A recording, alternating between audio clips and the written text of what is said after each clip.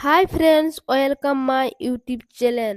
আশা করি তোমরা সবাই ভালো আছো, আমিও ভালো আছি। তোমাদের জন্য একটা গুরুত্বপূর্ণ ভিডিও নিয়ে এসেছি। ভালো লাগলে লাইক, কমেন্ট, শেয়ার করবে। তাহলে বাংলা ব্যাকরণের টপিক থেকে বাংলা বিষয়ে খুবই গুরুত্বপূর্ণ প্রশ্ন। পুরুষ কাকে বলে, কয় প্রকার ও কি কি? পুরুষ এসএলএসটি পরীক্ষার জন্য খুবই গুরুত্বপূর্ণ প্রশ্ন।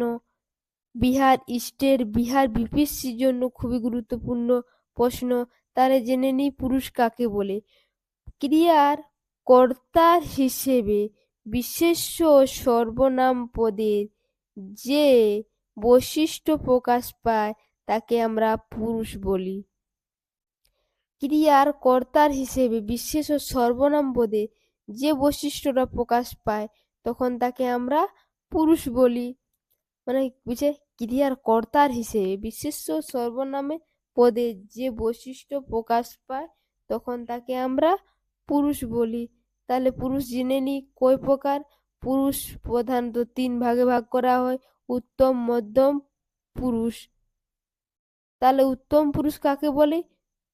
কর্তার নিজের নামের বদলে যে সর্বনাম পদ ব্যবহার করা হয় তাকে উত্তম পুরুষ বলে। যেমন আমি, তোমাকে, এই সকল বোঝাতে গেলে। তাহলে জেনে নি মধ্যম পুরুষ কাকে বলে। মধ্যম পুরুষ যাকে লক্ষ্য করে কিছু বলা হয় তাকে বলা হয় মধ্যম পুরুষ। যেমন তুমি, তোমাকে, তোমরা, এ সকল বোঝাতে গেলে মধ্যম পুরুষ বলা হয়।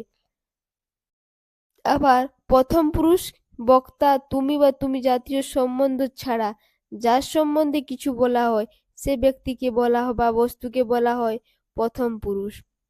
যেমন সে, তিনি, এগুলো বোঝাতে গেলে, উনি, এগুলো বোঝাতে গেলে আমরা প্রথম পুরুষ বলি।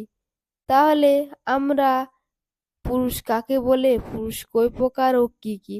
ক্রিয়ার কর্তা হিসেবে বিশেষ্য সর্বনাম পদে যে বৈশিষ্ট্য প্রকাশ পায় তখন তাকে আমরা পুরুষ বলি। পুরুষ তিন ভাগে: উত্তম, মধ্যম, প্রথম পুরুষ। উত্তম পুরুষ কর্তা নিজের নামের বদলে যে সর্বনাম পদ ব্যবহার করা হয় তাকে বলা হয় প্রথম পুরুষ। মধ্যম পুরুষ যাকে লক্ষ্য করে কিছু বলা হয় তাকে মধ্যম পুরুষ।